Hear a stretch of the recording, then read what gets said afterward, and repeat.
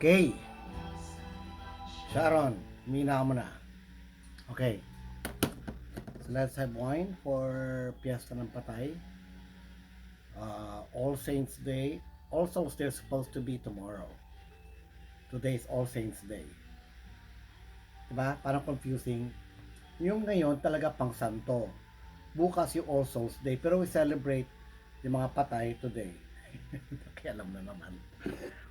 Okay, I have red wine and emmental cheese.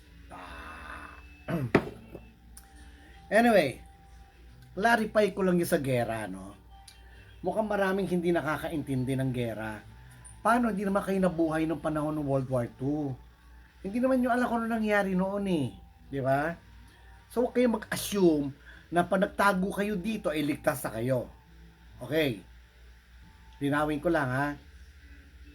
Next time, either nabuhay kayo ng World War II at magkwento kayo, or pag-aralan nyo ano nangyari.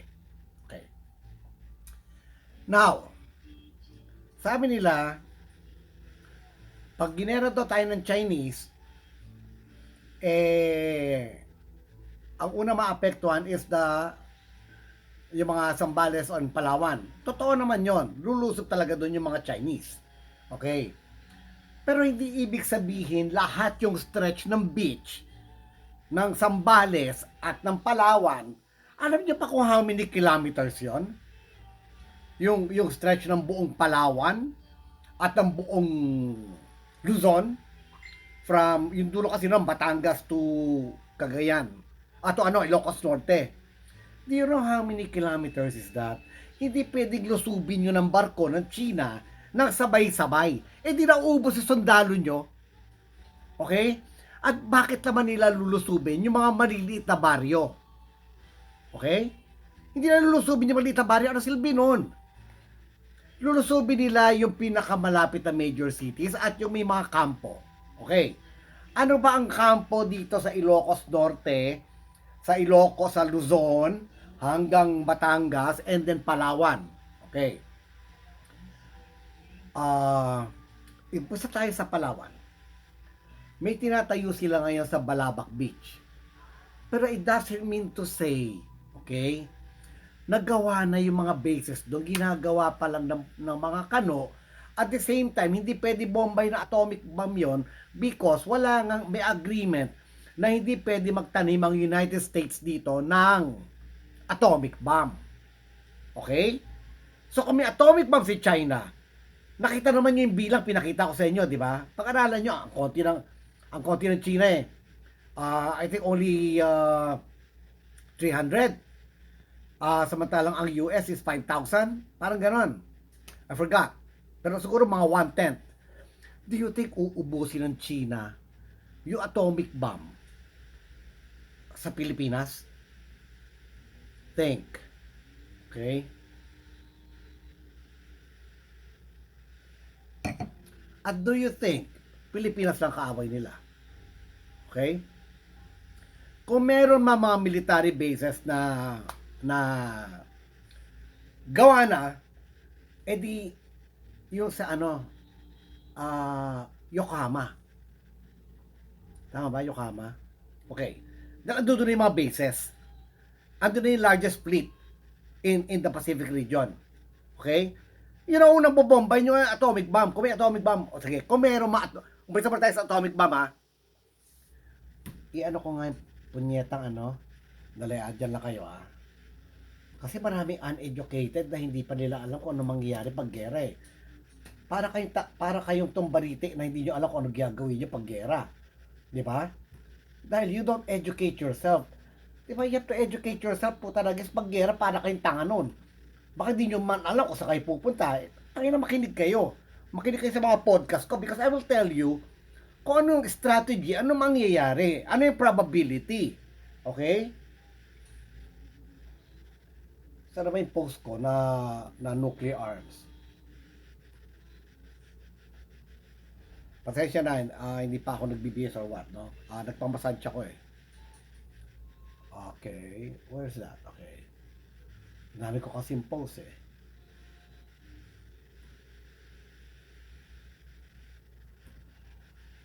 Let's go with the atomic bomb first, okay?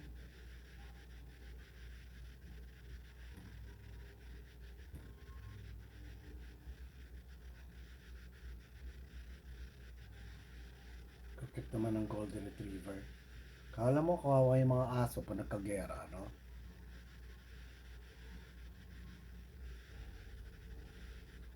Oh, may fats pa ako dito. Anyway, I'm gonna melt this away. Malapit na. 5 session yan. And my teeth's gonna be purely white. Lahat yan tunay ha. Wala dyan postiso. Wala. Lahat yan tunay. May mga pasta lang. And I don't have cavities. Because I don't use toothpaste. Okay? I'm not using toothpaste for the past 30 years. Because fluoride is cancerous, can kill you. And it will destroy the teeth, and it will destroy the good bacteria in your mouth. Okay. Yan, okay. Ang United States, ang atomic bomb niya is, pakita ko na nga, para lang malaman nyo. Kita ba? Huwag na, sabihin ko na lang. Sabihin ko na lang. Okay. Now, ang United States, ang atomic bomb, ang nuclear warhead sila ay 5,244. Okay. Russia, mas marami, 5,889. Followed by United Kingdom, far, 225 na lang. Ang layo, 5% or less. Next is France. No. France 290. Ang China pala, 500. Okay? What China say? No, North Korea is the one saying it. So sabi ng China, advanced ang nuclear warhead nila. Who knows? Do you think ako, United States, will tell you how advanced my nuclear arms are? Ba't ko sasabihin sa'yo? Diba, noong World War II nga, hindi ko sinabi may atomic bomb ako, nabigla na lang kayo eh. Nabigla na lang ang Japan, correct? So, mali mo may bagong weapon. Ang United States hindi nila alam. Maaring ang China merong weapon na hindi natin alam. Maaring ang Russia may weapon na hindi natin alam. It's gonna be surprise. Di ba? Kung end of the world, wala tayong magagawa. Okay, now, let's go. Kunyari, nuclear warheads pa rin. Walang exaggeration. A nuclear warhead can destroy a city as big as siguro the radius will be, Google ko nga, yan lang kayo ha, napapag-Google tuloy ako eh. Hydrogen bomb can destroy a city perimeter how many kilometers?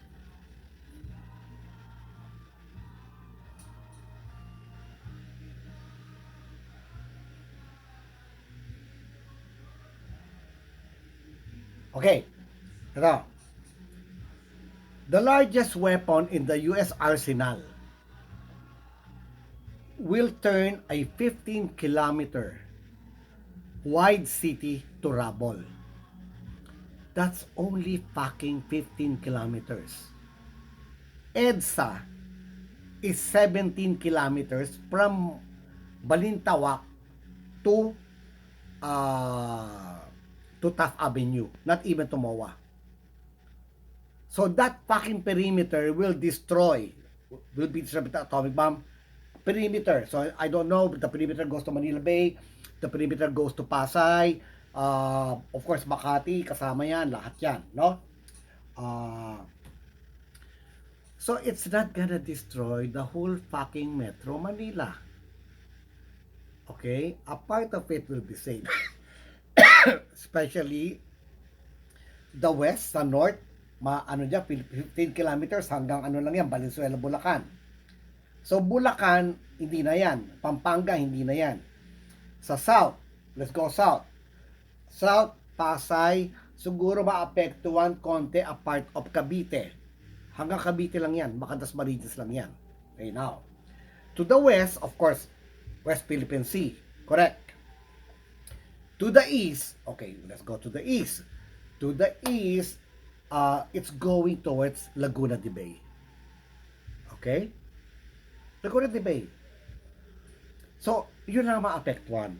Ganun lang kalaki ang na-destroy. Hindi yung atomic bomb, butang ina buong Pilipinas sabog. Alamin nyo, okay?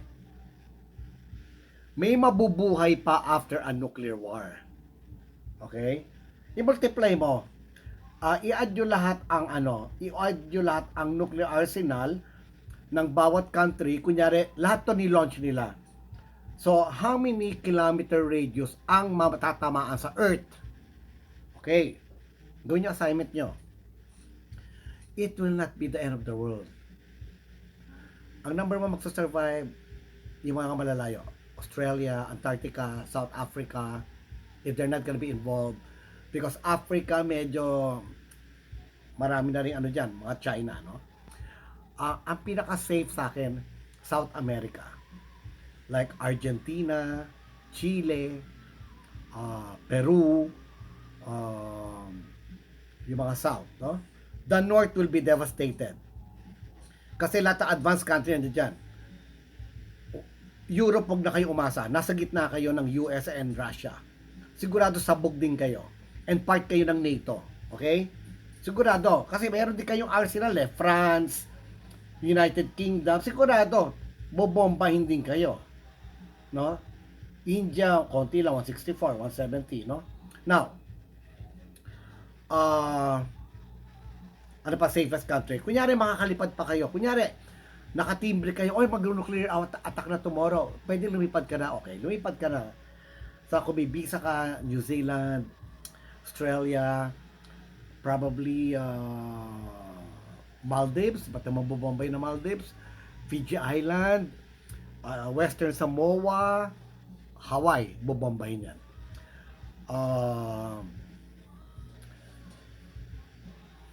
I think Borneo will be safe. Borneo and Java Island. Java Island. Indonesia, kasi medyo neutral lang Indonesia, will be safe, no? Bali, I would rather go to Bali. It's cheap, no? Enjoyable, diba? Kahit may nuclear bomb, nagpa-party pa tayo. Anyway, so, yun, South America, Africa, Mozambique,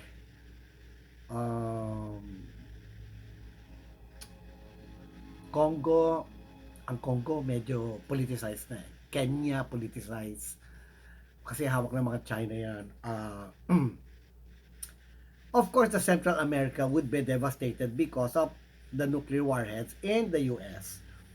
So, kahit sabi mong malayo ang Mexico, ang Nicaragua, Ecuador, tatamaan pa din yan. Lahat nung nasa North Hemisphere, tatamaan kayo lahat doon.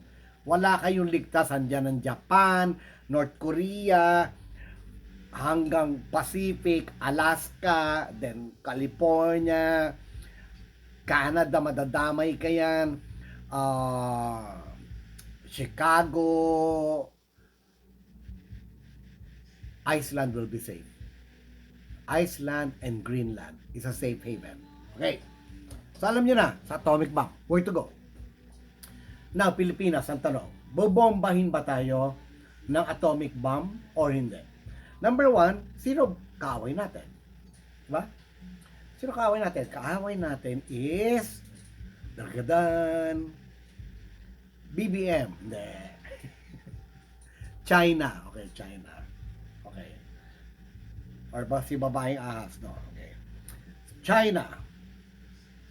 Do you think sa konti ng bomba ng China na 500? Kasi magbobombahan sila ng Taiwan, US, and Okinawa. Okinawa sa Japan. Parang may nuclear warheads ang Japan na galing sa US. Hindi ko na rito, no? Na-cover. So, unahin nila yon. Unahin nila yon. Of course, sasali dyan si North Korea. Of course, hindi naman kakampi ng China yon, no? So, ang bobombay ng China is the United States.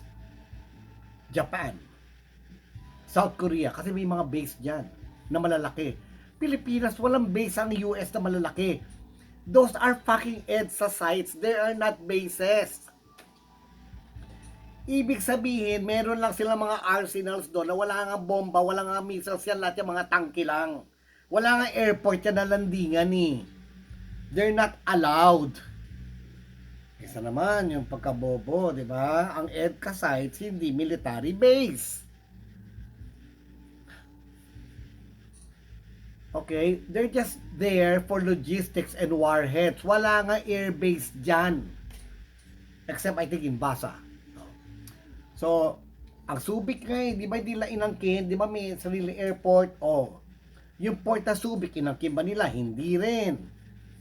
Oh, they cannot dock in Subic Bay. They cannot dock in Manila Bay. Okay? They cannot. So yung nagsasabi ganyan, titirahin tayo. No. Saka kung tinira tayo ng China, it's gonna be troops coming in.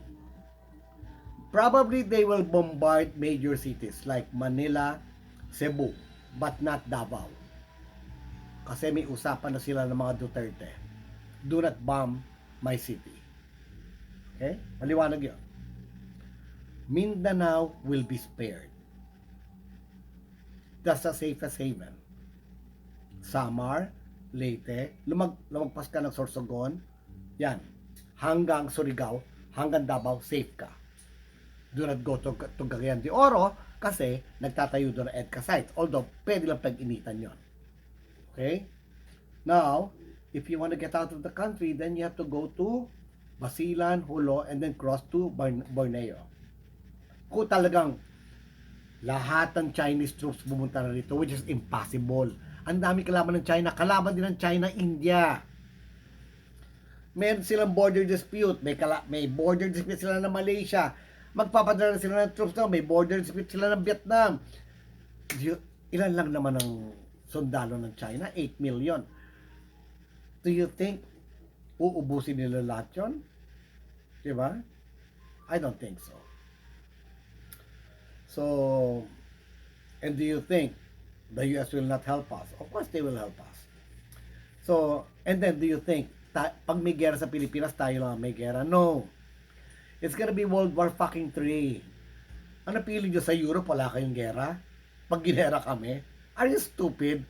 World War 3 na yon. Ang tingin nyo, magigera lang dyan sa West Philippine Sea? You're stupid. Siyempre mag-aaway yan, mag-release na ng nuclear arms yan.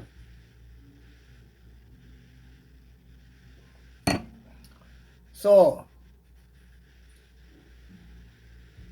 yun yung mga capacity ng mga atomic bomb, ground troops, pwede kayo magtago sa bundok. Nung panahon ng Hapon, nilusob ba nila buong Pilipinas agad? Hindi. Ang inuna nila, Corregidor, Bataan, and after that, inuna lang muna Corregidor, Bataan. Hindi pa nga inatak yung Manila Bay eh.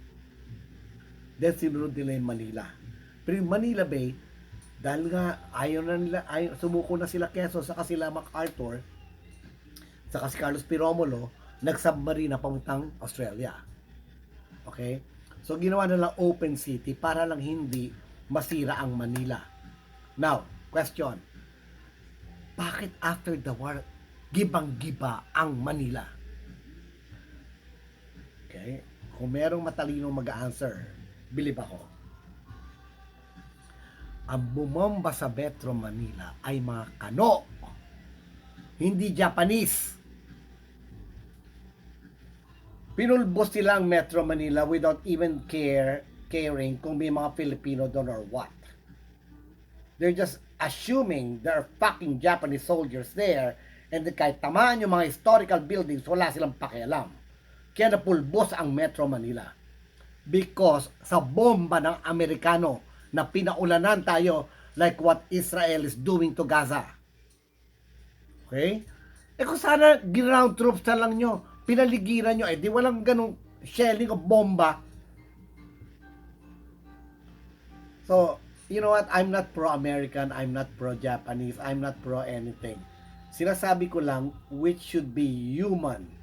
Human, yung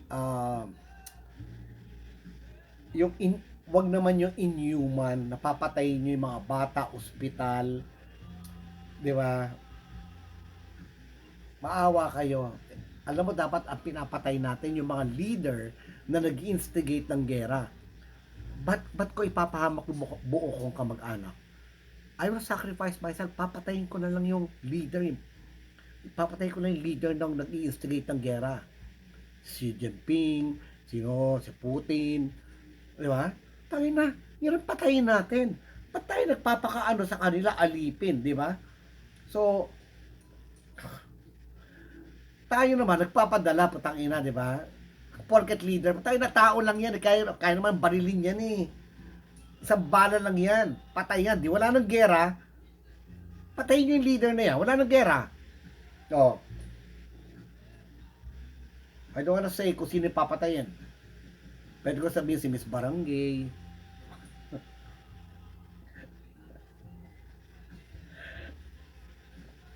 Anyway, I have to cut this short. Kasi masyado mahaba. Ang hirap i-download to. You know what? This is so interesting. I will rather, I don't know, I will focus on the gera. The logistics of gera, how to escape gera, and the scenario, what's gonna happen. If there's gonna be a World War III, and can China really attack Taiwan? Can China really attack us? Do they have the strength, the nerve to fight and to kill their economy? May latest chismis. Two top government heads ng Communist Party of the China nag-resign. Alam ko sino nag-resign? Defense Minister, basta holding top position in the military. So something is going on. Kasi usually ganyan nangyayari. Pag yung leader declare ng gera, nananakot, anong nangyayari? Yung military nagti-take over. Gusto nilang patayin yung kasi ayaw nilang lumaban na sa gera, ayaw nilang mamatay. So, tsugiin mo na lang yung leader na yan. Ganun ginagawa nila. I think nahuli. So, I think that's what's gonna happen to Putin and to the other leaders who are instigating war, lalo na sabing, be ready. Ikaw lang mag-ready, no? Dali kita sa China Sea. Kasama ng anak mong Charis. Anyway, putuli ko na to, mahirap mag-download to. Okay?